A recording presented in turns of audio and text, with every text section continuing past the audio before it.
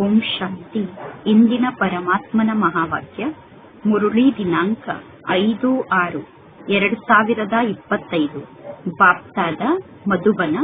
ಮಧುರ ಮಕ್ಕಳೇ, ಬೇಹದ್ದಿನ ಸುಖದ ಪ್ರಾಪ್ತಿಗೋಸ್ಕರ ನಿಮಗೆ ಬೇಹದ್ದಿನ ಜ್ಞಾನ ಪ್ರಾಪ್ತಿಯಾಗುತ್ತಿದೆ. ಈಗ ನೀವು ಪುನಃ ರಾಜಯೋಗದ ಶಿಕ್ಷಣದ ಮೂಲಕ ರಾಜ್ಯ ಭಾಗ್ಯವನ್ನು ಪ್ರಾಪ್ತಿ ಮಾಡಿಕೊಳ್ಳುತ್ತೀರಾ. ಇಂದಿನ ಪ್ರಶ್ನೆಯಾಗಿದೆ, ನಿಮ್ಮ ಈ ಈಶ್ವರಿಯ ಕುಟುಂಬ ಯಾವೊಂದು ಮಾತಿನಲ್ಲಿ ಸಂಪೂರ್ಣ ಭಿನ್ನವಾಗಿದೆ? ಉತ್ತರ: ನಿಮ್ಮ ಈ ಈಶ್ವರಿಯ ಕುಟುಂಬದಲ್ಲಿ ಕೆಲವರು 1 ದಿನದ ಮಗು ಆಗಿದ್ದಾರೆ, ಕೆಲವರು 8 ದಿನದ ಮಗು ಆಗಿದ್ದಾರೆ. ಆದರೆ ಎಲ್ಲರೂ ಶಿಕ್ಷಣವನ್ನು ಕಲಿಯುತ್ತಿದ್ದಾರೆ. ಪರಮಾತ್ಮ ತಂದೆ ಟೀಚರ್ ಆಗಿ ತಮ್ಮ ಮಕ್ಕಳಿಗೆ ಶಿಕ್ಷಣವನ್ನು ಕಲಿಸುತ್ತಿದ್ದಾರೆ. ಇದು ಭಿನ್ನವಾದ ಮಾತಾಗಿದೆ. ಆತ್ಮವೇ ಶಿಕ್ಷಣವನ್ನು ಕಲಿಯುತ್ತದೆ. ಆತ್ಮವೇ ಬಾಬಾ ಎಂದು ಹೇಳುತ್ತದೆ. ಪರಮಾತ್ಮ ತಂದೆ ಪುನಃ ಮಕ್ಕಳಿಗೆ 84 ಜನ್ಮದ ಕಥೆಯನ್ನು ತಿಳಿಸುತ್ತಾರೆ. ಇಂದಿನ ಗೀತೆಯಾಗಿದೆ, ದೂರ ದೇಶದಲ್ಲಿರುವಂತಹ ತಂದೆ ಪರದೇಶಕ್ಕೆ ಬಂದಿದ್ದಾರೆ. ಓಂ ಶಾಂತಿ. ವೃಕ್ಷಪತಿ ವಾರ ಎಂದು ಗುರುವಾರಕ್ಕೆ ಕರೆಯಲಾಗುತ್ತದೆ. ಪರಮಾತ್ಮ ತಂದೆಗೆ ಬೃಹಸ್ಪತಿ ಅಂದರೆ ಗುರು ಎಂದು ಕರೆಯಲಾಗುತ್ತದೆ. ಹಬ್ಬ ಮುಂತಾದದ್ದನ್ನು ವರ್ಷಕ್ಕೊಮ್ಮೆ ಆಚರಣೆ ಮಾಡುತ್ತಾರೆ. ನೀವು ಪ್ರತಿ ವಾರಕ್ಕೊಮ್ಮೆ ಬೃಹಸ್ಪತಿಯ ದಿನವನ್ನು ಆಚರಣೆ ಮಾಡುತ್ತೀರಾ, ಅಂದರೆ ಗುರುವಿನ ದಿನ ಆದಂತಹ ಗುರುವಾರವನ್ನು ಆಚರಣೆ ಮಾಡುತ್ತೀರಾ. ವೃಕ್ಷಪತಿ ಚೈತನ್ಯ ಆಗಿದ್ದಾರೆ, ಅಥವಾ ಈ ಮನುಷ್ಯ ಸೃಷ್ಟಿ ಅನ್ನುವ ವೃಕ್ಷದ ಬೀಜರೂಪ ಏನು ಪರಮಾತ್ಮ ತಂದೆ ಆಗಿದ್ದಾರೋ, ಬೀಜರೂಪ ಆದಂತಹ ಪರಮಾತ್ಮ ತಂದೆ ಚೈತನ್ಯ ಆಗಿದ್ದಾರೆ. ಬೀಜರೂಪ ಆದಂತಹ ಪರಮಾತ್ಮ ತಂದೆಗೆ ಈ ವೃಕ್ಷದ ಆದಿ ಮಧ್ಯ ಅಂತ್ಯದ ಬಗ್ಗೆ ಗೊತ್ತಿದೆ. ಇನ್ನು ಜಗತ್ತಿನಲ್ಲಿ ಎಷ್ಟೆಲ್ಲಾ ವೃಕ್ಷ ಇದೆಯೋ ಅದೆಲ್ಲವೂ ಕೂಡ ಜಡ ವೃಕ್ಷ ಆಗಿದೆ. ಇಲ್ಲಿ ಪರಮಾತ್ಮ ತಂದೆ ಚೈತನ್ಯದಲ್ಲಿ ಇದ್ದಾರೆ. ಪರಮಾತ್ಮ ತಂದೆ ತಿಳಿಸುತ್ತಾರೆ, ಈ ವೃಕ್ಷಕ್ಕೆ ಕಲ್ಪವೃಕ್ಷ ಎಂದು ಕರೆಯಲಾಗುತ್ತದೆ. ಈ ಕಲ್ಪವೃಕ್ಷದ ಆಯಸ್ಸು 5000 ವರ್ಷ ಆಗಿದೆ ಮತ್ತು ಈ ಕಲ್ಪವೃಕ್ಷದಲ್ಲಿ 4 ಭಾಗ ಇದೆ. ಪ್ರತಿಯೊಂದು ವಸ್ತುವಿನಲ್ಲೂ ಕೂಡ 4 ಭಾಗ ಇರುತ್ತದೆ. ಈ ಜಗತ್ತಿನಲ್ಲೂ ಕೂಡ 4 ಭಾಗ ಇದೆ. ಈಗ ಇದು ಹಳೆಯ ಜಗತ್ತಿನ ಅಂತಿಮ ಸಮಯ ಆಗಿದೆ. ಜಗತ್ತು ಬಹಳಷ್ಟು ದೊಡ್ಡದಾಗಿದೆ. ಈ ಜ್ಞಾನ ಯಾವ ಮನುಷ್ಯರ ಬುದ್ಧಿಯಲ್ಲೂ ಇಲ್ಲ. ಇದು ಹೊಸ ಜಗತ್ತಿಗೋಸ್ಕರ ಹೊಸ ಶಿಕ್ಷಣ ಆಗಿದೆ. ಹೊಸ ಜಗತ್ತಿನಲ್ಲಿ ರಾಜರಾಗುವುದಕ್ಕೋಸ್ಕರ ಇದು ಹೊಸ ಶಿಕ್ಷಣ ಆಗಿದೆ, ಅಥವಾ ಆದಿ ಸನಾತನ ದೇವಿ ದೇವತೆಗಳಾಗುವುದಕ್ಕೋಸ್ಕರ ಇದು ಹೊಸ ಶಿಕ್ಷಣ ಆಗಿದೆ. ಇಲ್ಲಿಯ ಭಾಷೆಯಂತೂ ಹಿಂದಿ ಭಾಷೆಯಾಗಿದೆ. ಪರಮಾತ್ಮ ತಂದೆ ತಿಳಿಸಿದ್ದಾರೆ, ಯಾವಾಗ ಅನ್ಯ ರಾಜ್ಯಗಳು ಸ್ಥಾಪನೆ ಆಗುತ್ತದೆಯೋ ಆಗ ಆ ರಾಜ್ಯದವರ ಭಾಷೆಯೇ ಬೇರೆ ಆಗಿರುತ್ತದೆ. ಸತ್ಯುಗದಲ್ಲಿ ಯಾವ ಭಾಷೆ ಇರುತ್ತದೆ ಅನ್ನುವುದು ಮಕ್ಕಳಾದ ನಿಮಗೆ ಸ್ವಲ್ಪ ಗೊತ್ತಿದೆ. ಯಜ್ಞದ ಆದಿಯ ಸಮಯದಲ್ಲಿ ಮಕ್ಕಳು ಧ್ಯಾನದಲ್ಲಿ ಸತ್ಯುಗವನ್ನು ನೋಡಿ ವಾಪಸ್ ಬಂದು ಸತ್ಯುಗದ ಭಾಷೆಯ ಬಗ್ಗೆ ತಿಳಿಸುತ್ತಿದ್ದರು. ಸತ್ಯುಗದಲ್ಲಿ ಸಂಸ್ಕೃತ ಭಾಷೆ ಇರುವುದಿಲ್ಲ. ಸಂಸ್ಕೃತ ಈ ಕಲಿಯುಗದಲ್ಲಿ ಇದೆ. ಇಲ್ಲಿ ಏನೆಲ್ಲ ಇದೆಯೋ ಅದು ಸತ್ಯುಗದಲ್ಲಿ ಇರಲು ಸಾಧ್ಯ ಇಲ್ಲ. ಅಂದ ಮೇಲೆ ಮಕ್ಕಳಿಗೆ ಗೊತ್ತಿದೆ, ಪರಮಾತ್ಮ ತಂದೆ ವೃಕ್ಷಪತಿಯಾಗಿದ್ದಾರೆ. ಪರಮಾತ್ಮ ತಂದೆಗೆ ರಚಯಿತ ಎಂದು ಕರೆಯುತ್ತೇವೆ. ಪರಮಾತ್ಮ ತಂದೆಗೆ ಈ ವೃಕ್ಷದ ರಚಯಿತ ಎಂದು ಕರೆಯುತ್ತೇವೆ. ಪರಮಾತ್ಮ ತಂದೆ ಚೈತನ್ಯ ಬೀಜರೂಪ ಆಗಿದ್ದಾರೆ. ಇನ್ನು ಜಗತ್ತಿನಲ್ಲಿರುವಂತಹ ಎಲ್ಲಾ ವೃಕ್ಷಗಳು ಜಡ ವೃಕ್ಷ ಆಗಿದೆ. ಈಗ ಮಕ್ಕಳಾದ ನೀವು ಸೃಷ್ಟಿಯ ಆದಿ ಮಧ್ಯ ಅಂತ್ಯವನ್ನು ಅರ್ಥ ಮಾಡಿಕೊಳ್ಳಬೇಕು. ಈ ಸಮಯದಲ್ಲಿ ಯಾರಿಗೂ ಜ್ಞಾನ ಗೊತ್ತಿರದೇ ಇರುವ ಕಾರಣ ಮನುಷ್ಯರ ಜೀವನದಲ್ಲಿ ಸುಖ ಇಲ್ಲ. ಇದು ಬೇಹದ್ದಿನ ಜ್ಞಾನ ಆಗಿದೆ. ಈ ಬೇಹದ್ದಿನ ಜ್ಞಾನದ ಮೂಲಕ ಬೇಹದ್ದಿನ ಸುಖ ಪ್ರಾಪ್ತಿಯಾಗುತ್ತದೆ.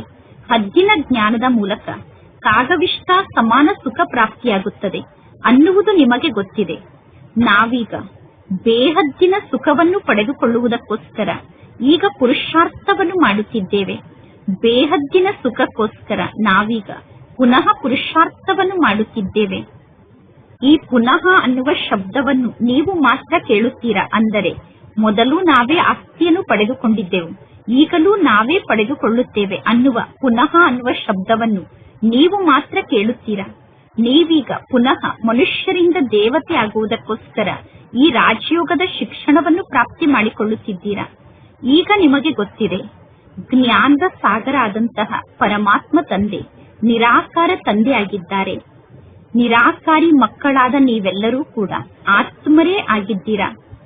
ಆತ್ಮರಾದ ನೀವೆಲ್ಲರೂ ಕೂಡ ನಿರಾಕಾರಿ ಮಕ್ಕಳೇ ಆಗಿದ್ದೀರಾ.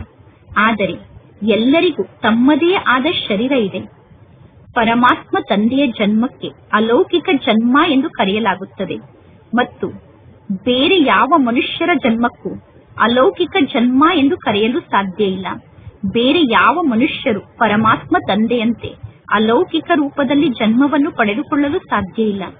ಹೇಗೆ ಈ ಬ್ರಹ್ಮ ತಂದೆ ಜನ್ಮವನ್ನು ಪಡೆದುಕೊಳ್ಳುತ್ತಾರೆ, ನಂತರ ಯಾವಾಗ ಈ ಬ್ರಹ್ಮ ತಂದೆ ವಾನಪ್ರಸ್ಥ ಸ್ಥಿತಿಯನ್ನು ತಲುಪುತ್ತಾರೋ ಆ ಸಮಯದಲ್ಲಿ ಪರಮಾತ್ಮ ತಂದೆ ಈ ಬ್ರಹ್ಮನ ತನುವಿನಲ್ಲಿ ಪ್ರವೇಶವನ್ನು ಮಾಡುತ್ತಾರೆ.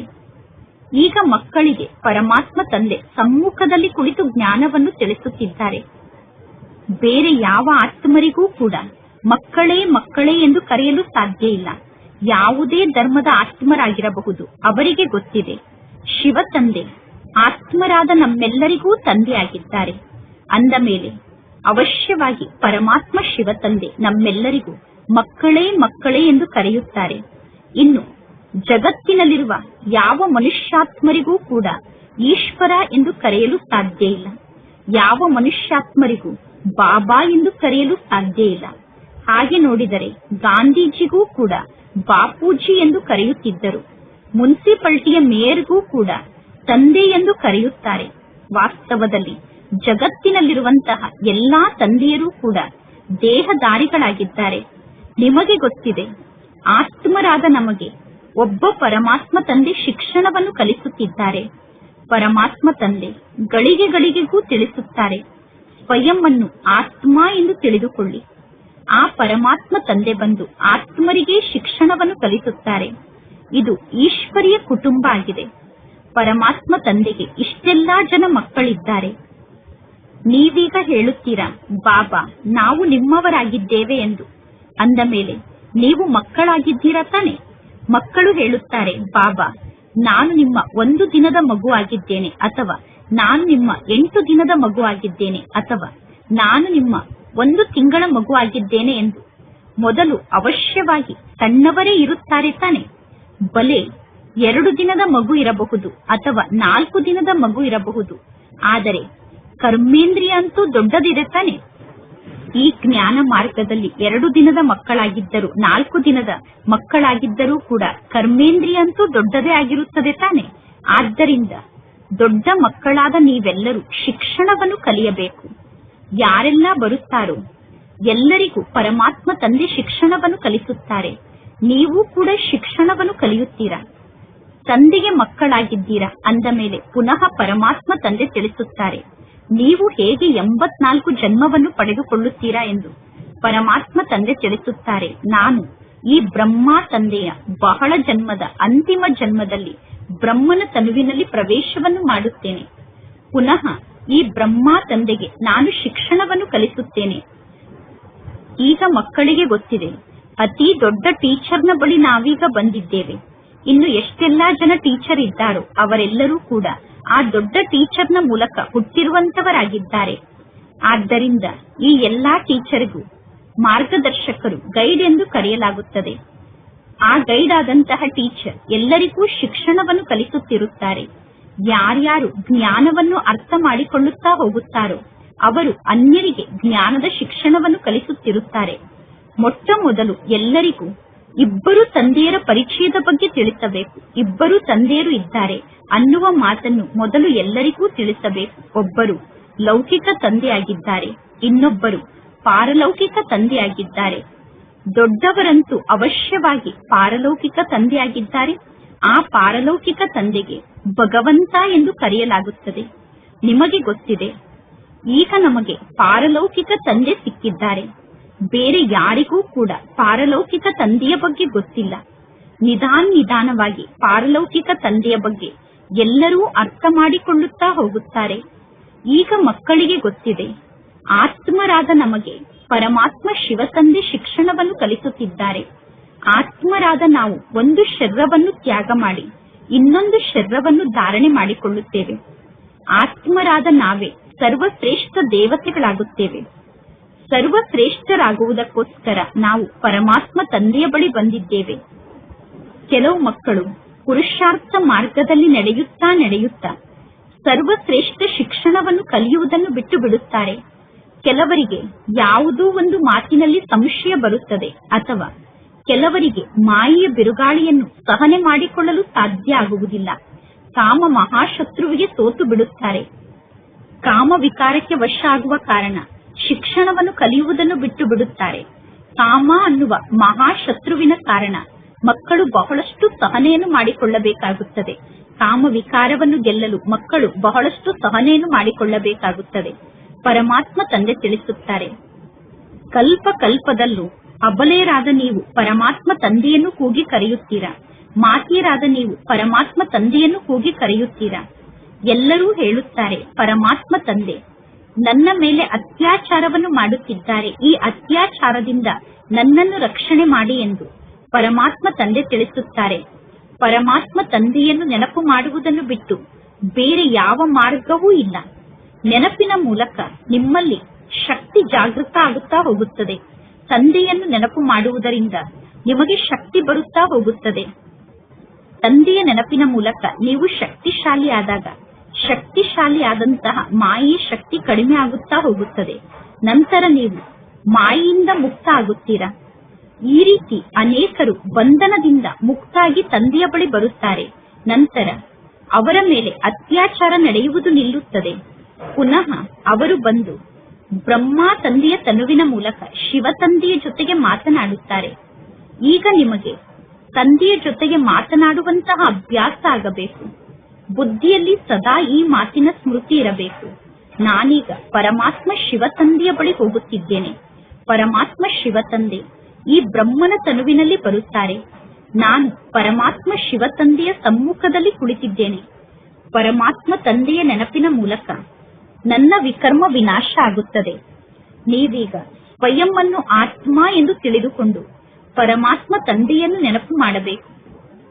ಸ್ವಯಂ ಅನ್ನು ಆತ್ಮ ಎಂದು ತಿಳಿದುಕೊಂಡು ಪರಮಾತ್ಮ ತಂದೆಯನ್ನು ನೆನಪು ಮಾಡಿ ಅನ್ನುವ ಶಿಕ್ಷಣ ಇಲ್ಲಿ ನಿಮಗೆ ಪ್ರಾಪ್ತಿಯಾಗುತ್ತದೆ. ಪರಮಾತ್ಮ ತಂದೆಯ ಜೊತೆಗೆ ಮಿಲನವನ್ನು ಮಾಡಲು ನೀವು ಬರುತ್ತೀರಾ. ಆಗಲೂ ಕೂಡ ಸ್ವಯಂ ಅನ್ನು ಆತ್ಮ ಎಂದು ತಿಳಿದುಕೊಂಡು ಬರಬೇಕು. ಆತ್ಮ ಅಭಿಮಾನಿ ಭವ. ಈ ಜ್ಞಾನ ಈಗ ನಿಮಗೆ ಪ್ರಾಪ್ತಿಯಾಗುತ್ತದೆ. ಸ್ವಯಂ ಅನ್ನು ಆತ್ಮ ಎಂದು ತಿಳಿದುಕೊಳ್ಳುವ ಮಾತಿನಲ್ಲೇ ಪರಿಶ್ರಮ ಇದೆ. ಭಕ್ತಿ ಮಾರ್ಗದಲ್ಲಿ ಎಷ್ಟೊಂದು ವೇದ ಶಾಸ್ತ್ರ ಮುಂತಾದದ್ದನ್ನು ಓದುತ್ತಾರೆ. ಇಲ್ಲಿ ಕೇವಲ ಒಬ್ಬ ಪರಮಾತ್ಮ ತಂದೆಯನ್ನು ನೆನಪು ಮಾಡುವ ಮಾತಿನಲ್ಲಿ ಪರಿಶ್ರಮ ಇದೆ. ಪರಮಾತ್ಮ ತಂದೆಯನ್ನು ನೆನಪು ಮಾಡುವುದು ಸಹಜ ಅಂದರೆ ಅತಿ ಸಹಜ ಆಗಿದೆ, ಮತ್ತು ಕಷ್ಟ ಅಂದರೆ ಬಹಳಷ್ಟು ಕಷ್ಟ ಆಗಿದೆ. ಪರಮಾತ್ಮ ತಂದೆಯನ್ನು ನಾವೀಗ ನೆನಪು ಮಾಡಬೇಕು. ಪರಮಾತ್ಮ ತಂದೆಯನ್ನು ನೆನಪು ಮಾಡುವುದಕ್ಕಿಂತ ಅತಿ ಸಹಜವಾದ ಮಾತು ಬೇರೆ ಯಾವುದೂ ಇರಲು ಸಾಧ್ಯ ಇಲ್ಲ. ಗಂಡು ಮಗು ಜನ್ಮವನ್ನು ಪಡೆದುಕೊಂಡರೆ ಆ ಮಗು ಬಾಯಿಂದ ಬಾಬಾ ಬಾಬಾ ಅಂದರೆ ಅಪ್ಪ ಅಪ್ಪ ಎಂದು ಹೇಳುತ್ತದೆ. ಹೆಣ್ಣು ಮಗು ಜನ್ಮವನ್ನು ಪಡೆದುಕೊಂಡರೆ ಆ ಹೆಣ್ಣು ಮಗುವಿನ ಬಾಯಿಂದ ಅಮ್ಮ ಅನ್ನುವ ಶಬ್ದ ಬರುತ್ತದೆ. ಆತ್ಮ ಸ್ತ್ರೀಯ ಶರೀರವನ್ನು ಧಾರಣೆ ಮಾಡಿಕೊಂಡಿದೆ. ಸ್ತ್ರೀಯ ಶರೀರವನ್ನು ಧಾರಣೆ ಮಾಡಿಕೊಂಡಿರುವ ಕಾರಣ ಸ್ತ್ರೀ ಆದಂತಹ ತಾಯಿಯ ಬಳಿ ಹೆಣ್ಣು ಮಕ್ಕಳು ಹೋಗುತ್ತಾರೆ. ಗಂಡು ಮಕ್ಕಳು ಹೆಚ್ಚಾಗಿ ತಮ್ಮ ತಂದೆಯನ್ನು ನೆನಪು ಮಾಡುತ್ತಾರೆ, ಏಕೆಂದರೆ ತಂದೆಯ ಮೂಲಕ ಗಂಡು ಮಕ್ಕಳಿಗೆ ಆಸ್ತಿ ಸಿಗುತ್ತದೆ. ಈಗ ಆತ್ಮರಾದ ನೀವೆಲ್ಲರೂ ಪರಮಾತ್ಮ ತಂದೆಗೆ ಮಕ್ಕಳಾಗಿದ್ದೀರಾ. ನಿಮಗೆ ಪರಮಾತ್ಮ ತಂದೆಯ ಮೂಲಕ ಆಸ್ತಿ ಸಿಗುತ್ತದೆ. ಆತ್ಮಕ್ಕೆ ತಂದೆಯ ಮೂಲಕ ಆಸ್ತಿ ಸಿಗುತ್ತದೆ. ಪರಮಾತ್ಮ ತಂದೆಯ ನೆನಪಿನ ಮೂಲಕ ನಿಮಗೆ ಆಸ್ತಿ ಸಿಗುತ್ತದೆ. ಪರಮಾತ್ಮ ತಂದೆಯನ್ನು ನೆನಪು ಮಾಡಿದರೆ ನೆನಪಿನ ಮೂಲಕ ನಿಮಗೆ ಆಸ್ತಿ ಸಿಗುತ್ತದೆ. ನೀವು ದೇಹಾಭಿಮಾನಕ್ಕೆ ವಶ ಆದರೆ ಆಸ್ತಿಯನ್ನು ಪಡೆದುಕೊಳ್ಳುವುದು ಕಷ್ಟ ಆಗುತ್ತದೆ. ಪರಮಾತ್ಮ ತಂದೆ ತಿಳಿಸುತ್ತಾರೆ, ನನ್ನ ಮಕ್ಕಳಿಗೆ ನಾನು ಈ ಜ್ಞಾನದ ಶಿಕ್ಷಣವನ್ನು ಕಲಿಸುತ್ತೇನೆ. ಮಕ್ಕಳಿಗೆ ಗೊತ್ತಿದೆ, ಮಕ್ಕಳಾದ ನಮಗೆ ಪರಮಾತ್ಮ ತಂದೆ ಶಿಕ್ಷಣವನ್ನು ಕಲಿಸುತ್ತಿದ್ದಾರೆ. ಈ ಜ್ಞಾನದ ಮಾತನ್ನು ಪರಮಾತ್ಮ ತಂದೆಯನ್ನು ಬಿಟ್ಟು ಬೇರೆ ಯಾರೂ ತಿಳಿಸಲು ಸಾಧ್ಯ ಇಲ್ಲ. ಭಕ್ತಿ ಮಾರ್ಗದಲ್ಲೂ ಕೂಡ ಪರಮಾತ್ಮ ತಂದೆಯ ಬಗ್ಗೆ ನಿಮಗೆ ಪ್ರೀತಿ ಇತ್ತು. ಪರಮಾತ್ಮ ತಂದೆಯ ಜೊತೆಗೆ ಭಕ್ತಿ ಮಾರ್ಗದಲ್ಲೂ ಕೂಡ ನಿಮ್ಮ ಪ್ರೀತಿ ಜೋಡಣೆ ಆಗಿತ್ತು. ನೀವೆಲ್ಲರೂ ಆ ಒಬ್ಬ ಪ್ರಿಯತಮನಿಗೆ ಪ್ರಿಯತಮಿಯರಾಗಿದ್ದೀರಿ. ಇಡೀ ಜಗತ್ತಿನ ಆತ್ಮರು ಆ ಒಬ್ಬ ಪ್ರಿಯತಮನಿಗೆ ಪ್ರಿಯತಮಿಯರಾಗಿದ್ದಾರೆ. ಪರಮಾತ್ಮ ತಂದೆಗೆ ಎಲ್ಲರೂ ಪರಂಪಿತ ಎಂದು ಕರೆಯುತ್ತಾರೆ. ಆ ಪರಮಾತ್ಮ ತಂದೆಗೆ ಎಂದೂ ಪ್ರಿಯತಮೆ ಎಂದು ಕರೆಯಲು ಸಾಧ್ಯ ಇಲ್ಲ. ಪರಮಾತ್ಮ ತಂದೆ ತಿಳಿಸುತ್ತಾರೆ, ಭಕ್ತಿ ಮಾರ್ಗದಲ್ಲಿ ನೀವು ನನಗೆ ಪ್ರಿಯತಮಿಯರಾಗಿರುತ್ತೀರಾ, ಭಕ್ತಿ ಮಾರ್ಗದಲ್ಲೂ ಕೂಡ ನೀವೇ ನನಗೆ ಪ್ರಿಯತಮಿಯರಾಗಿದ್ದೀರಿ ಎಂದು ಪರಮಾತ್ಮ ತಂದೆ ತಿಳಿಸುತ್ತಾರೆ. ಈಗಲೂ ಕೂಡ ಅನೇಕ ಜನ ಭಕ್ತರು ಪರಮಾತ್ಮ ತಂದೆಗೆ ಪ್ರಿಯತಮಿಯರಾಗಿದ್ದಾರೆ. ಆದರೆ ಪರಮಾತ್ಮ ತಂದೆ ಎಂದು ಯಾರಿಗೆ ಕರೆಯಲಾಗುತ್ತದೆ ಅನ್ನುವ ಮಾತಿನಲ್ಲಿ ಬಹಳಷ್ಟು ಗೊಂದಲಕ್ಕೊಳಗಾಗುತ್ತಾರೆ. ಗಣೇಶ, ಹನುಮಂತ ಮುಂತಾದವರಿಗೆ ಪರಮಾತ್ಮ ಎಂದು ಕರೆದಿರುವ ಕಾರಣ ಎಲ್ಲರ ಜೀವನದ ಸೂತ್ರದಲ್ಲಿ ಗೊಂದಲ ಬಹಳಷ್ಟು ಜಾಸ್ತಿಯಾಗಿದೆ. ಅಂದರೆ ಜೀವನ ಅನ್ನುವ ಸೂತ್ರದಲ್ಲಿ ಬಹಳಷ್ಟು ಗಂಟಾಗಿದೆ. ಒಬ್ಬ ಪರಮಾತ್ಮ ತಂದೆಯನ್ನು ಬಿಟ್ಟು ಬೇರೆ ಯಾರೂ ಕೂಡ ಆ ಗಂಟನ್ನು ಬಿಡಿಸಿ ಸೂತ್ರವನ್ನು ಸರಿಪಡಿಸಲು ಸಾಧ್ಯ ಇಲ್ಲ. ಬೇರೆ ಯಾರಿಗೂ ಕೂಡ ನಮ್ಮ ಜೀವನದ ಸೂತ್ರವನ್ನು ಸರಿಪಡಿಸುವ ಶಕ್ತಿ ಇಲ್ಲ. ಪರಮಾತ್ಮ ತಂದೆ ಬಂದು ಮಕ್ಕಳಿಗೆ ತಿಳಿಸುತ್ತಾರೆ, ಮಕ್ಕಳೇ ಪುನಃ ನಂಬರ್ ವಾರ್ ಪುರುಷಾರ್ಥದ ಅನುಸಾರ ಜ್ಞಾನವನ್ನು ಅರ್ಥ ಮಾಡಿಕೊಳ್ಳುತ್ತಾರೆ ಮತ್ತು ಅನ್ಯರಿಗೆ ಜ್ಞಾನವನ್ನು ತಿಳಿಸಲು ಯೋಗ್ಯರಾಗುತ್ತಾರೆ. ಈಗ ರಾಜ್ಯಧಾನಿ ಸ್ಥಾಪನೆ ಆಗುತ್ತಾ ಇದೆ. ಕಲ್ಪದ ಮೊದಲಿನಂತೆ ಪುನಃ ನೀವೀಗ ಇಲ್ಲಿ ಶಿಕ್ಷಣವನ್ನು ಕಲಿಯುತ್ತಿದ್ದೀರಾ. ಪುನಃ ಹೊಸ ಜಗತ್ತಿನಲ್ಲಿ ನೀವು ಪದವಿಯನ್ನು ಪಡೆದುಕೊಳ್ಳುತ್ತೀರಾ. ಆ ಹೊಸ ಜಗತ್ತಿಗೆ ಅಮರ ಲೋಕ ಎಂದು ಕರೆಯಲಾಗುತ್ತದೆ. ನೀವೀಗ ಕಾಲದ ಮೇಲೆ ವಿಜಯವನ್ನು ಪಡೆದುಕೊಳ್ಳುತ್ತೀರಾ. ಸತ್ಯುಗದಲ್ಲಿ ಎಂದೂ ಕೂಡ ಅಕಾಲ ಮೃತ್ಯು ಬರುವುದಿಲ್ಲ. ಅದರ ಹೆಸರೇ ಸ್ವರ್ಗ ಆಗಿದೆ. ಈಗ ಮಕ್ಕಳಾದ ನಿಮಗೆ ಈ ಶಿಕ್ಷಣವನ್ನು ಕಲಿಯುವ ಮಾತಿನಲ್ಲಿ ಬಹಳಷ್ಟು ಖುಷಿ ಇರಬೇಕು.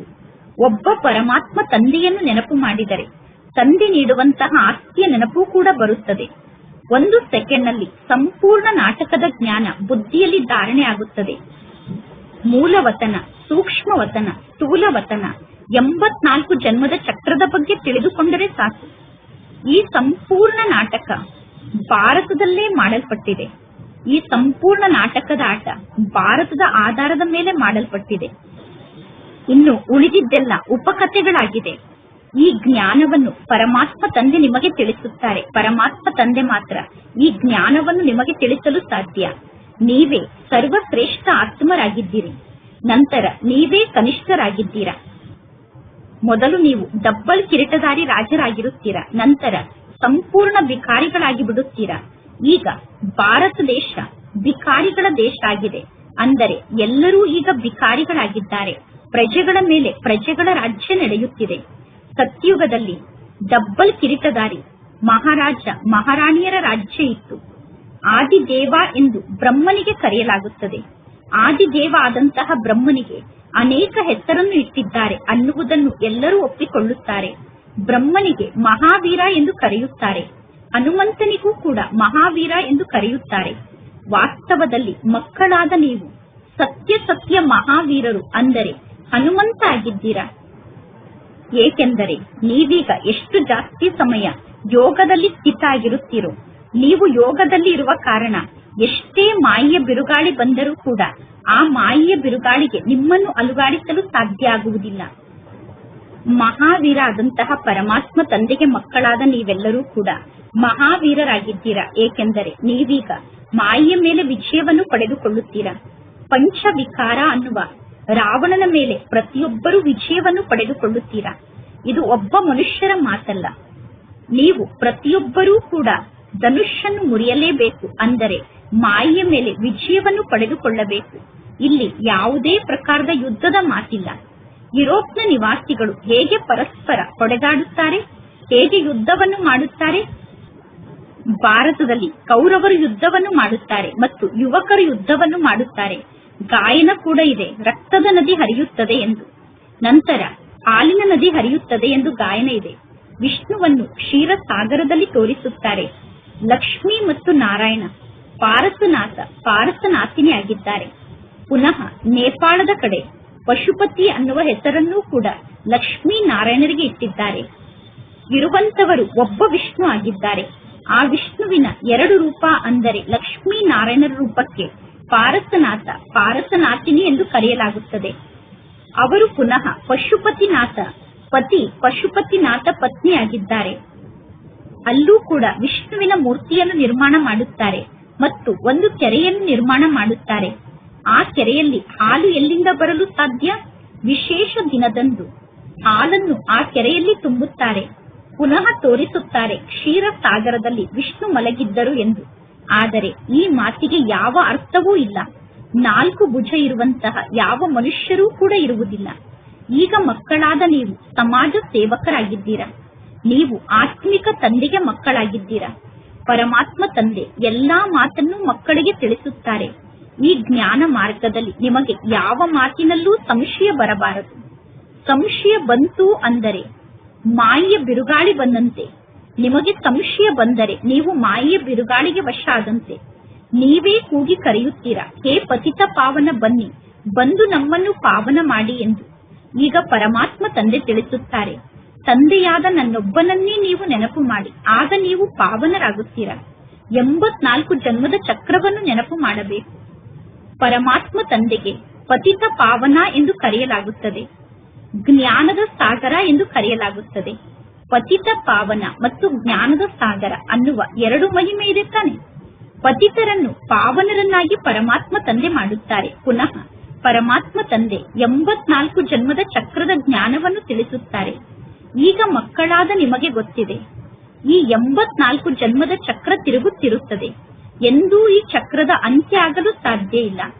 ಈಗ ನೀವು ನಂಬರ್ ವಾರ್ ಪುರುಷಾರ್ಥದ ಅನುಸಾರ ತಿಳಿದುಕೊಂಡಿದ್ದೀರಾ. ಪರಮಾತ್ಮ ತಂದೆ ಅತೀ ಮಧುರ ತಂದೆಯಾಗಿದ್ದಾರೆ. ಪರಮಾತ್ಮ ತಂದೆಗೆ ಪತಿಯರ ಪತಿ ಎಂದು ಕರೆಯಲಾಗುತ್ತದೆ. ಪರಮಾತ್ಮ ತಂದೆ ನಮಗೆ ತಂದೆ ಕೂಡ ಆಗಿದ್ದಾರೆ.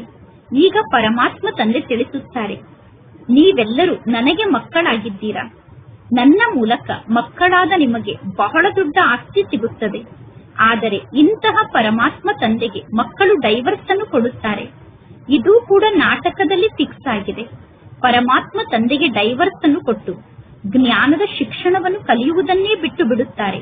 ಅಂದರೆ ಪರಮಾತ್ಮ ತಂದೆಗೆ ಡೈವರ್ಸ್ ಅನ್ನು ಕೊಡುವಂತವರು ಎಷ್ಟೊಂದು ಬುದ್ಧಿಹೀನರಾಗಿದ್ದಾರೆ. ಬುದ್ಧಿವಂತ ಮಕ್ಕಳು ಯಾರಾಗಿದ್ದಾರೋ ಅವರು ಸಹಜ ರೂಪದಲ್ಲಿ ಎಲ್ಲಾ ಜ್ಞಾನದ ಮಾತನ್ನು ಅರ್ಥ ಮಾಡಿಕೊಂಡು ಅನ್ಯರಿಗೆ ಜ್ಞಾನದ ಶಿಕ್ಷಣವನ್ನು ಕಲಿಸಲು ಪ್ರಾರಂಭ ಮಾಡುತ್ತಾರೆ. ಅವರು ತಕ್ಷಣ ನಿರ್ಣಯವನ್ನು ತೆಗೆದುಕೊಳ್ಳುತ್ತಾರೆ, ಈ ಶಿಕ್ಷಣದ ಮೂಲಕ ನಮಗೆ ಯಾವ ಪ್ರಾಪ್ತಿ ಸಿಗುತ್ತದೆ ಮತ್ತು ಲೌಕಿಕ ಶಿಕ್ಷಣದ ಮೂಲಕ ನಮಗೆ ಯಾವ ಪ್ರಾಪ್ತಿ ಸಿಗುತ್ತದೆ. ಅಂದ ಮೇಲೆ ನಾನೀಗ ಯಾವ ಶಿಕ್ಷಣವನ್ನು ಕಲಿಯಬೇಕು ಎಂದು ಬುದ್ಧಿವಂತ ಮಕ್ಕಳು ತಕ್ಷಣ ನಿರ್ಣಯವನ್ನು ತೆಗೆದುಕೊಳ್ಳುತ್ತಾರೆ. ಪರಮಾತ್ಮ ತಂದೆ ಮಕ್ಕಳನ್ನು ಕೇಳುತ್ತಾರೆ, ಮಕ್ಕಳೇ, ನಿಮಗೆ ಗೊತ್ತಿದೆ ತಾನೆ, ಈ ಜ್ಞಾನದ ಶಿಕ್ಷಣ ಬಹಳ ಒಳ್ಳೆಯ ಶಿಕ್ಷಣ ಆಗಿದೆ. ಆದರೂ ಕೂಡ ಹೇಳುತ್ತಾರೆ, ಏನನ್ನು ಮಾಡುವುದು? ಲೌಕಿಕ ಶಿಕ್ಷಣವನ್ನು ಕಲಿಯುವುದನ್ನು ಬಿಡಲು ಸಾಧ್ಯ ಇಲ್ಲ. ಏಕೆಂದರೆ ಲೌಕಿಕ ಶಿಕ್ಷಣವನ್ನು ಕಲಿಯದೇ ಇದ್ದರೆ ಮಿತ್ರ ಸಂಬಂಧಿ ಮುಂತಾದವರು ಮುನಿಸಿಕೊಳ್ಳುತ್ತಾರೆ ಎಂದು ಪರಮಾತ್ಮ ತಂದೆ ತಿಳಿಸುತ್ತಾರೆ. ದಿನ ಪ್ರತಿದಿನ ಕಳೆದಂತೆ ಸಮಯ ಬಹಳ ಕಡಿಮೆ ಆಗುತ್ತಾ ಹೋಗುತ್ತದೆ. ಸಮಯ ಕಡಿಮೆ ಆದ ನಂತರ ನೀವು ಇಷ್ಟೊಂದು ಶಿಕ್ಷಣವನ್ನು ಕಲಿಯಲು ಸಾಧ್ಯ ಇಲ್ಲ. ಬಹಳ ಜೋರಾಗಿ ತಯಾರಿ ನಡೆಯುತ್ತಿದೆ. ಎಲ್ಲಾ ಪ್ರಕಾರದಿಂದಲೂ ತಯಾರಿ ನಡೆಯುತ್ತದೆ. ದಿನ ಪ್ರತಿದಿನ ಕಳೆದಂತೆ ಒಬ್ಬರಿಗೆ ಇನ್ನೊಬ್ಬರ ಬಗ್ಗೆ ಶತ್ರುತ್ವ ವೃದ್ಧಿಯಾಗುತ್ತಾ ಹೋಗುತ್ತದೆ. ದಿನ ಪ್ರತಿದಿನ ಕಳೆದಂತೆ ಒಬ್ಬರು ಇನ್ನೊಬ್ಬರ ಶತ್ರುಗಳಾಗುತ್ತಾ ಹೋಗುತ್ತಾರೆ. ಹೇಳುತ್ತಾರೆ, ನಾವು ಎಂತೆಂತಹ ಬಾಂಬ್ಸ್ ಅನ್ನು ನಿರ್ಮಾಣ ಮಾಡಿದ್ದೇವೆ ಅಂದರೆ ತಕ್ಷಣ ಎಲ್ಲರನ್ನೂ ನಾವು ಸಮಾಪ್ತಿ ಮಾಡುತ್ತೇವೆ ಎಂದು ಹೇಳುತ್ತಾರೆ. ಈಗ ಮಕ್ಕಳಿಗೆ ಗೊತ್ತಿದೆ, ನಾಟಕದ ಅನುಸಾರ ಈಗಲೇ ಯುದ್ಧ ಪ್ರಾರಂಭ ಆಗಲು ಸಾಧ್ಯ ಇಲ್ಲ. ರಾಜಧಾನಿ ಸ್ಥಾಪನೆ ಆಗಬೇಕು. ಅಲ್ಲಿಯವರೆಗೂ ಯುದ್ಧದ ತಯಾರಿ ನಡೆಯುತ್ತದೆ. ಈಗ ಎಲ್ಲರೂ ತಯಾರಿಯನ್ನು ಮಾಡಿಕೊಳ್ಳುತ್ತಿದ್ದಾರೆ. ಇಲ್ಲಿ ನೀವು ಕೂಡ ತಯಾರಿಯನ್ನು ಮಾಡಿಕೊಳ್ಳುತ್ತಿದ್ದೀರಾ. ಅಂತ್ಯದಲ್ಲಿ ನಿಮ್ಮ ಪ್ರಭಾವ ಜಗತ್ತಿನ 4 ಕಡೆ ಆಗುತ್ತದೆ. ಗಾಯನ ಕೂಡ ಇದೆ, ಅಹೋ ಪ್ರಭು ನಿಮ್ಮ ಲೀಲೆ ಅಪರಮಪಾರ ಎಂದು. ಇದು ಈ ಸಮಯದ ಗಾಯನ ಆಗಿದೆ. ಗಾಯನ ಕೂಡ ಇದೆ, ನಿಮ್ಮ ಗತಿ ಮತ್ತು ಮತ ಭಿನ್ನ ಆಗಿದೆ ಎಂದು. ಎಲ್ಲಾ ಆತ್ಮರ ಪಾತ್ರವೇ ಭಿನ್ನ ಆಗಿದೆ. ಸರ್ವ ಆತ್ಮರ ಪಾತ್ರ ಕೂಡ ಭಿನ್ನ ಆಗಿದೆ. ಈಗ ಪರಮಾತ್ಮ ತಂದೆ ಮಕ್ಕಳಾದ ನಿಮಗೆ ಶ್ರೀಮತವನ್ನು ನೀಡುತ್ತಿದ್ದಾರೆ. ತಂದೆಯಾದ ನನ್ನೊಬ್ಬನನ್ನೇ ನೀವು ನೆನಪು ಮಾಡಿ, ಆಗ ನಿಮ್ಮ ವಿಕರ್ಮ ವಿನಾಶ ಆಗುತ್ತದೆ. ಶ್ರೀಮತ ಎಲ್ಲಿ? ಮನುಷ್ಯರ ಮತ ಎಲ್ಲಿ? ನಿಮಗೆ ಗೊತ್ತಿದೆ, ಪರಂಪಿತ ಪರಮಾತ್ಮ ತಂದೆಯನ್ನು ಬಿಟ್ಟು ಬೇರೆ ಯಾರೂ ವಿಶ್ವದಲ್ಲಿ ಶಾಂತಿಯನ್ನು ಸ್ಥಾಪನೆ ಮಾಡಲು ಸಾಧ್ಯ ಇಲ್ಲ. 100% ಪವಿತ್ರತೆ, ಸುಖ, ಶಾಂತಿ 5000 ವರ್ಷದ ಮೊದಲಿನಂತೆ ನಾಟಕದ ಅನುಸಾರ ಈಗ ಪುನಃ ಪರಮಾತ್ಮ ತಂದೆ ಸ್ಥಾಪನೆ ಮಾಡುತ್ತಿದ್ದಾರೆ. ಹೇಗೆ ಸ್ಥಾಪನೆ ಮಾಡುತ್ತಾರೆ ಅನ್ನುವುದನ್ನು ಬಂದು ತಿಳಿದುಕೊಳ್ಳಿ ಎಂದು ಬೋರ್ಡ್ನಲ್ಲಿ ಬರೆಯಬೇಕು. ಈಗ ಮಕ್ಕಳಾದ ನೀವು ಪರಮಾತ್ಮ ತಂದೆಗೆ ಸಹಯೋಗಿಗಳಾಗುತ್ತೀರಾ. ಯಾರು ಬಹಳಷ್ಟು ಸಹಯೋಗವನ್ನು ನೀಡುತ್ತಾರೋ ಅವರೇ ವಿಜಯ ಮಾಲೆಯ ಮಣಿಗಳಾಗುತ್ತಾರೆ. ಮಕ್ಕಳಾದ ನಿಮಗೆ ಪರಮಾತ್ಮ ತಂದೆ ಎಷ್ಟೊಂದು ರಮಣೀಕವಾದ ಹೆಸರನ್ನು ಇಟ್ಟಿದ್ದರು. ಆ ಹೆಸರಿನ ಲೀಸ್ಟ್ ಅನ್ನು ಆಲ್ಬಂನಲ್ಲಿ ಇಡಬೇಕು. ನೀವೆಲ್ಲರೂ ಬಟ್ಟಿಯಲ್ಲಿ ಕುಳಿತಿದ್ದೀರಿ. ಮನೆಯನ್ನು ತ್ಯಾಗ ಮಾಡಿ, ವ್ಯವಹಾರವನ್ನು ತ್ಯಾಗ ಮಾಡಿ ಬಂದು ಶಿವ ತಂದೆಗೆ ಮಕ್ಕಳಾಗಿದ್ದೀರಾ. ಯಾವಾಗ ಮನೆ ವ್ಯವಹಾರವನ್ನು ತ್ಯಾಗ ಮಾಡಿ ಆದಿಯ ಸಮಯದಲ್ಲಿ ಎಲ್ಲರೂ ಬಂದು ಶಿವ ತಂದೆಗೆ ಮಕ್ಕಳಾದರು, ಆಗ ತಕ್ಷಣ ಎಲ್ಲರೂ ಬಟ್ಟಿಯಲ್ಲಿ ಬಂದು ಕುಳಿತುಕೊಂಡರು. ಎಂತಹ ಪಕ್ಕಾ ಬಟ್ಟಿಯನ್ನು ಪರಮಾತ್ಮ ತಂದೆ ನಿರ್ಮಾಣ ಮಾಡಿದ್ದರು ಅಂದರೆ ಹೊರಗಿನವರು ಯಾರೂ ಕೂಡ ಒಳಗಡೆ ಬರಲು ಸಾಧ್ಯ ಆಗುತ್ತಿರಲಿಲ್ಲ. ಯಾವಾಗ ಪರಮಾತ್ಮ ತಂದೆಗೆ ಮಕ್ಕಳಾದರು ಆಗ ಪುನಃ ಅವಶ್ಯವಾಗಿ ಆ ಮಕ್ಕಳಿಗೆ ಹೆಸರನ್ನು ಇಡಲೇಬೇಕು ತಾನೆ. ಏಕೆಂದರೆ ಮಕ್ಕಳು ಸರ್ವಸ್ವವನ್ನು ಸಮರ್ಪಣೆ ಮಾಡಿದ್ದಾರೆ. ಆದ್ದರಿಂದ ಪರಮಾತ್ಮ ತಂದೆ ಮಕ್ಕಳಿಗೆ ಹೆಸರನ್ನು ಇಟ್ಟರು. ಆಶ್ಚರ್ಯದ ಮಾತು ನೋಡಿ, ಪರಮಾತ್ಮ ತಂದೆ ಸ್ವಯಂ ಎಲ್ಲಾ ಮಕ್ಕಳಿಗೂ ಹೆಸರನ್ನು ಇಟ್ಟಿದ್ದಾರೆ. ಒಳ್ಳೆಯದು. ಮಧುರಾತಿ ಮಧುರ ಅಗಲಿ ಹೋಗಿ ಮರಳಿ ಸಿಕ್ಕಿರುವ ಮಕ್ಕಳ ಪ್ರತಿ ಮಾತ್ಪಿತಾ ಬಾಪ್ತಾದರವರ ನೆನಪು, ಪ್ರೀತಿ ಹಾಗೂ ಸುಪ್ರಭಾತ. ಆತ್ಮಿಕ ಮಕ್ಕಳಿಗೆ ಆತ್ಮಿಕ ತಂದೆ ನಮಸ್ತೆ. ಆತ್ಮಿಕ ತಂದೆಗೆ ಆತ್ಮಿಕ ಮಕ್ಕಳ ನೆನಪು, ಪ್ರೀತಿ ಹಾಗೂ ನಮಸ್ತೆ ನಮಸ್ತೆ ನಮಸ್ತೆ. ಧಾರಣೆಗೋಸ್ಕರ ಮುಖ್ಯ ಸಾರ. ಫಸ್ಟ್ ಪಾಯಿಂಟ್, ಯಾವ ಮಾತಿನಲ್ಲೂ ಸಂಶಯ ಬುದ್ಧಿವುಳ್ಳವರಾಗಬಾರದು. ಮಾಯೆಯ ಬಿರುಗಾಳಿಯನ್ನು ಮಹಾವೀರರಾಗಿ ಪಾರು ಮಾಡಬೇಕು. ಎಷ್ಟು ಯೋಗದಲ್ಲಿ ಸ್ಥಿತ ಆಗಬೇಕು ಅಂದರೆ ಮಾಯೆಯ ಬಿರುಗಾಳಿ ನಮ್ಮನ್ನು ಅಲುಗಾಡಿಸಲು ಸಾಧ್ಯ ಆಗಬಾರದು. ನಾವು ಎಷ್ಟು ಯೋಗದಲ್ಲಿ ಸ್ಥಿತ ಆಗಿರಬೇಕು ಅಂದರೆ ಮಾಯೆಯ ಬಿರುಗಾಳಿ ನಮ್ಮನ್ನು ಅಲುಗಾಡಿಸಬಾರದು. ಸೆಕೆಂಡ್ ಪಾಯಿಂಟ್, ಬುದ್ಧಿವಂತರಾಗಿ ನಿಮ್ಮ ಜೀವನವನ್ನು ಈಶ್ವರನ ಸೇವೆಯಲ್ಲಿ ತೊಡಗಿಸಬೇಕು. ಸತ್ಯ ಆತ್ಮಿಕ ಸಮಾಜ ಸೇವಕರಾಗಬೇಕು. ಆತ್ಮಿಕ ಶಿಕ್ಷಣವನ್ನು ಕಲಿಯಬೇಕು ಮತ್ತು ಅನ್ಯರಿಗೆ ಶಿಕ್ಷಣವನ್ನು ಕಲಿಸಬೇಕು. ಇಂದಿನ ವರದಾನ ಆಗಿದೆ.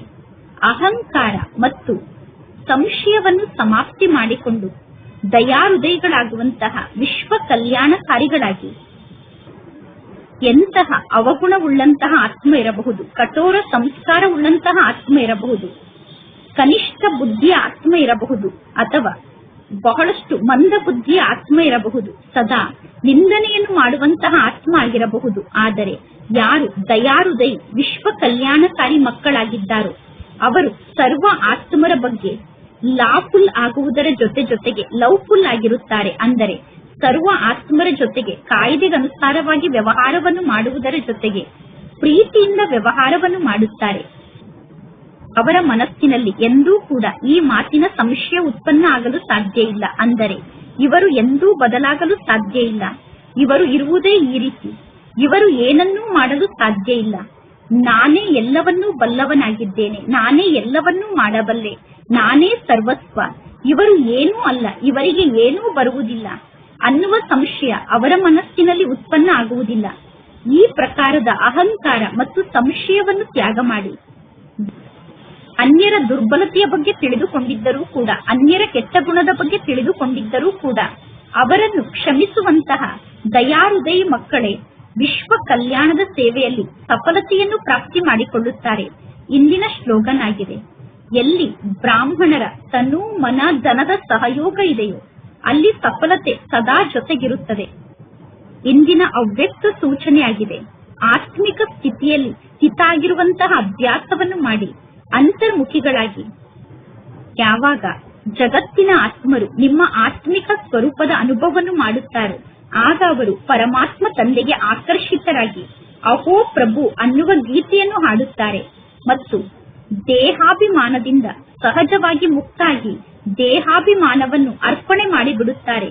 ಅಹೋ ನಿಮ್ಮ ಭಾಗ್ಯ, ಅಹೋ ನನ್ನ ಭಾಗ್ಯ ಅನ್ನುವ ಗೀತೆಯನ್ನು ಹಾಡುತ್ತಾರೆ. ಈ ಭಾಗ್ಯದ ಅನುಭವವನ್ನು ಮಾಡುವ ಕಾರಣ ದೇಹ ಮತ್ತು ದೇಹದ ಸಂಬಂಧದ ಸ್ಮೃತಿಯನ್ನು ಅವರು ತ್ಯಾಗ ಮಾಡಿಬಿಡುತ್ತಾರೆ.